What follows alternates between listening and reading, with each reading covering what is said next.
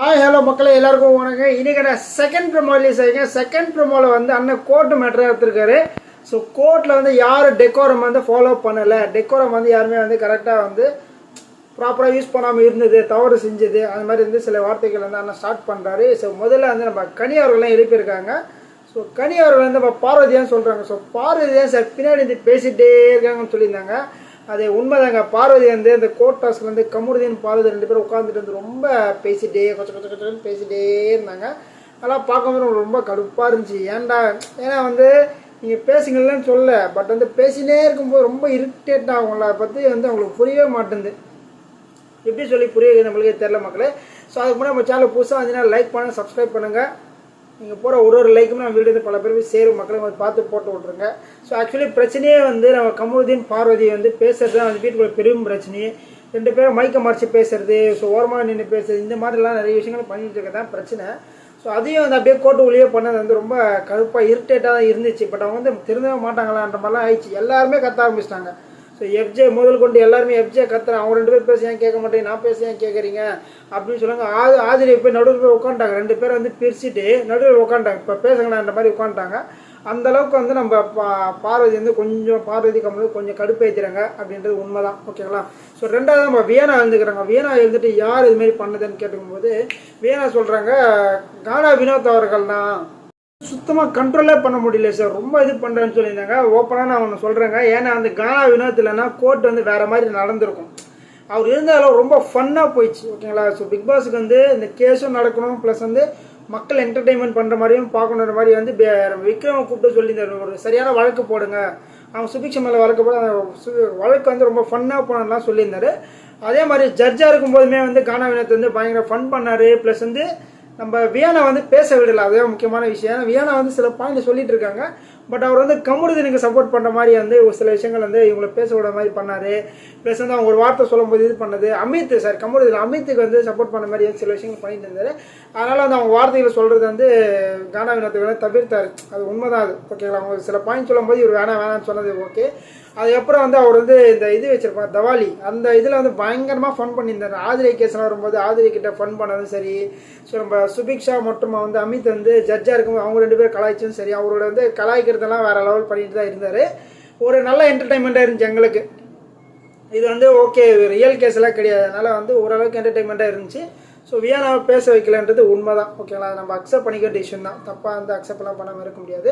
So 3வதாக வந்து நம்ம திவ்யா அவர்கள் வந்திருக்காங்க. அவங்க என்ன சொல்கிறாங்கன்னா, அந்த கோர்ட்டு மட்டும் இல்லைன்னு வச்சுக்கோங்கண்ணா, வேற மாதிரி பண்ணியிருப்பேன்லாம் சொல்லிட்டு இருக்காங்க. ஸோ அவங்க சொல்கிறது வந்து ஸோ கோர்ட்டுக்குள்ளே வந்து கொஞ்சம் டெக்கோரம் ஃபாலோ பண்ணியிருக்கணுன்றதை அவங்க சொல்ல வராங்க. வந்து நம்ம கானா வினோத் மேலே வந்து அப்பத்துலேருந்தே ஒரு பேட் இம்ப்ரெஷன்ஸ், அவர் மேலே வந்து ரொம்ப கடுப்பாக இருந்தாங்க. அதனால் வந்து அந்த வார்த்தை சொல்லியிருக்கேன். ஜட்ஜ் அவர் கோர்ட்டு போட்டிருந்தாலே வந்து நான் வந்து அவர் சைலண்டாக விட்டேன், அது மாதிரி சொல்லிட்டு இருக்காங்க. இல்லைனாலும் அவர் எதுவுமே பண்ண முடியுமா அவங்களால. பட் வந்து நான் என்ன சொல்கிறேன்னா, கானா வினோத் அவர்கள் வந்து கொஞ்சம் கண்ட்ரோல் பண்ணணும். ஏன்னா நேற்று ஃபுல்லாக அடின்னு அடிச்சுட்டாங்க. இன்றைக்கும் மறுபடியுமே கானா வினோத்தை அடின்னு அடிக்கும்போது அவர் வந்து அடுத்த வாரங்களில் வந்து அவருக்கு கேம் வந்து இம்ப்ரூவ்மெண்ட் பண்ணின்னு தான் நான் ஆசைப்பட்றேன். ஏன்னா வந்து அவர் போகிற கவுண்டர்ஸு, அவர் போகிற ஜோக்ஸ் இதெல்லாம் யாருமே எதுவுமே சொல்லலை. அவர் பண்ணுறதெல்லாம் நல்லா என்டர்டெயின்மெண்ட்டாக இருக்குது. பிக் பாஸ் வீட்டுக்குள்ளே இருக்கிற நபர்களும் என்ஜாய் தான் பண்ணுறாங்க, வெளியில் இருக்கிற மக்களும் என்ஜாய் தான் பண்ணுறாங்க. ஆனால் வந்து அது மீறி வந்து கொஞ்சம் வந்து வேறு மாதிரி கொண்டு போகிறாரு. அதனால வந்து அவருக்கு வந்து நிறைய பேட் நேம். இந்த டிஆர் டாஸ்கத்தில் அப்போ நிறைய பீப்ஸ் போட்டார். போன வாரமே திட்டு வாங்கினார், இந்த வாரமே அவர் திட்டு வாங்குறாரு. பட் வந்து அதுக்கு முன்னாடி எல்லாம் திட்டு வாங்கலை. அவர் பாட்டு பாடின விதம் அதெல்லாம் நல்லா சூப்பராக இருந்துச்சு. ஸோ அதெல்லாம் அவர் கொஞ்சம் ஃபாலோ பண்ணால் கொஞ்சம் நல்லா இருக்குன்ற மாதிரி நான் ஃபீல் பண்ணுறேன். இதெல்லாம் வந்து இது எனக்கு தெரிஞ்ச நாள்லேருந்து மாறதுக்கு வாய்ப்புகள் இருக்குது. ஸோ இன்றைக்கி வாங்கின ரோஸ்ட்டோட வந்து எல்லாத்தையும் ஸ்டாப் பண்ணி மூட்டை கட்டி வச்சு அடுத்த வாரங்களில் வந்து அவரோட கேம் வந்து இம்ப்ரூவ் பண்ணுவார். 70ஆவது நாளில் கால் வைக்கும்போது வேறு லெவலாக விளையாடுவாருன்றதை நான் எக்ஸ்பெக்ட் பண்ணுறேன். அடுத்ததான் நம்ம பார்வைகள் வராங்க. விஜய் பார்வை வந்துருக்காங்க. விஜய் பார்வை கேட்கும்போது விஜய் பார்வை ரொம்ப எக்ஸாக்ட் ஆகிட்டாங்க. சார் அந்த ஆர்குமெண்ட்ஸ்லாம் பார்க்கும்போது நான் துள்ளிட்டு ஜாலியாக இருந்தேன்னாங்க. அந்த கோட்டு போட்டு இந்த ஜாலியாக துள்ளிட்டு இருந்தேன். அப்போ கானாவினத்தோட கேட்டிருந்தாங்களே, ஏன் நீங்கள் துள்ளிட்டு தான் வந்து ஆர்குமெண்ட் பண்ணிக்கலான்னு கேட்கும்போது அப்படியே ஃபன்னாக ஜாலியாக இருந்துச்சு. அதுக்கப்புறம் ஏன் உட்காந்துட்டு இருக்கேன் நின்று பேச சொல்லுவோம், அதெல்லாம் நல்லா என்டர்டெயின்மெண்ட்டாக இருந்துச்சு. பட் பாருக்கு என்ன சொல்கிறாருன்னா வந்து நீங்கள் துள்ளும் போது நீங்கள் வந்து இது பண்ணும்போது உங்களுக்கு நல்லா இருக்குது. ஸோ மற்றவங்க எதனா பண்ணால் மட்டும் நீங்கள் வந்து கோவப்படுறீங்கன்னு சொல்கிறாங்க. உண்மைதான். பாரு வந்து அவங்களோட இது மட்டும்தான் ஃபீல் பண்ணுறாங்க. நம்ம வந்து பண்ணுற ஆர்குமெண்ட்ஸ் நல்லா இருக்குது, நம்ம கோட்டு போட்டிருக்கோம், நம்ம ஃபேமிலி வந்து அட்வொகேட் ஃபேமிலி, நம்மளும் வந்து கோட்டு போட்டு அட்வொகேட்டாக இருக்கும்ன்ற மாதிரி விஷயங்கள்லாம் நல்லா தான் இருக்குது.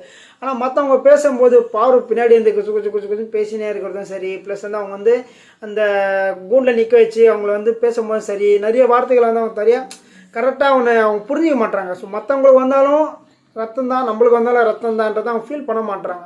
ஸோ இவங்களுக்கு வந்து தக்காளி சட்னி, மற்றவங்க அந்த ரத்தம்ன்ற மாதிரி வந்து வேறு மாதிரி அவங்க ரியாக்ட் ஆகுறது வந்து அதான் சொல்கிறார் அவர். ரொம்ப உங்களுக்கு கரெக்டாக பார்த்துக்கோங்க. ஸோ யாருக்காக இருந்தாலும் ஒரே மாதிரி இருங்க. உங்களுக்கு வந்து ஜாலியாக இருந்துச்சுல, நீங்கள் வந்து அட்வொகேட்டாக இருக்கும்போது மற்றவங்க பேசும்போது உங்களுக்கு எவ்வளோ வெறுப்பாக இருந்திருக்குமோ அதே மாதிரி தான் மற்றவங்க அட்வொகேட்டாக இருக்கும்போது நீங்கள் பேசுகிற வெறுப்பாக இருக்கிற மாதிரி வந்து ரொம்ப நீட்டாக சொல்லியிருந்தார். ஆனால் நீங்கள் என்ன வேணால் சொன்னாலும் நம்ம பார்வை அவங்கள கேட்க மாட்டாங்க. இந்த ஒரு ஸ்டாண்டில் தான் அவங்க இருப்பாங்க. பட் வந்து நேற்று பேசுனதில் வந்து சில மாற்றங்கள் வரும் நான் எதிர்பார்க்குறேன் கமருதீன் பார்வதி கிட்டே இருந்து. ஸோ இதெல்லாம் நடக்குமா அப்படின்னு கேட்டிங்கன்னா வந்து வாய்ப்புகள் மிகவும் கம்மி. ஸோ அவரே தெரிஞ்சனால இவங்க வந்து விட மாட்டாங்க அப்படின்னு தான் இருக்குது. என்ன சொல்கிறாரு, நீங்கள் எந்த அளவுக்கு வந்து டாஸ்க்கை மதிக்கிறீங்களோ, ஸோ டாஸ்க்கையோ சரி, கோர்ட்டையோ சரி, ஸோ மக்களையோ சரி, பிக் பாஸையோ சரி, எந்த அளவுக்கு நீங்கள் மதிக்கிறீங்களோ அப்போ தான் வந்து அந்த டாஸ்க்கான வேல்யூவாக இருக்கும்.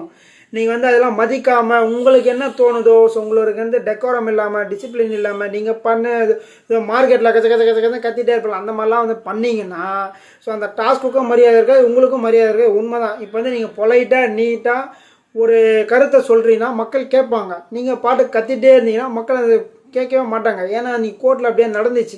ஒரு பக்கம் பாரு பேசிகிட்டு இருக்கான், ஒரு பக்கம் வந்து எப்ஜே கத்திட்டு இருக்கான், ஒரு பக்கம் இவங்க எல்லாருமே கத்திட்டே இருந்தாங்க. அப்போ வந்து யார் பேசணும் உங்களுக்கு கேட்கவே முடியல, என்ன பேசுகிறாங்கன்னு சொல்ல முடியல, எதுவுமே பண்ண முடியல. அதுக்கப்புறம் வந்து சரி நம்ம பிக் பாஸ் அப்புறம் கோர்ட்டு அர்ஜென்ட்னு சொல்லி அனுப்பிச்சி விட்டு அதுக்கப்புறம் வந்து கேஸ் நடந்துச்சு, ஃபுல்லாக பீப் போட்டாங்க. ஸோ நம்மளுக்கு சவுண்டே கேட்கல. இவங்க பேசுறது வந்து அந்தளவுக்கு ஒஸ்ட்டாக இருந்திருக்குமா இல்லைன்னா வந்து பிக் பாஸ் டெக்னீஷியன் இஷ்யூவான்னு தெரில. கரெக்டாக ஜட்ஜ் அவங்க வந்து நம்ம கோட்டை விட்டு வெளில போகும்போது கரெக்டாக ஆடியோ வந்துச்சு. அந்த மாதிரி வந்து பண்ணாதீங்கன்ற மாதிரி ரொம்ப கிளியராக சொல்கிறாரு. இதை வந்து இவங்க எப்படி எடுத்துக்க போகிறாங்க, என்ன பண்ண போகிறாங்கன்றது தெரியல. இதுக்கப்புறமாவது கானா வினோத்தும் பார்வதியும் மாறணும். அப்போ தான் வந்து கொஞ்சம் அவங்க 2 பேருக்கு நல்லது, நம்மளுக்கு ஒரு பிரச்சனையும் கிடையாது, அவங்க 2 பேர் நல்லது. ஸோ இந்த மாற்றம் வருமா வராதா அப்படின்றது நீங்கள் என்ன நினைக்கிறீங்க மக்களே? மறக்காமல் கமெண்ட் பண்ணுங்கள். அடுத்த வீடியோவில் சந்திக்கலாம். நன்றி.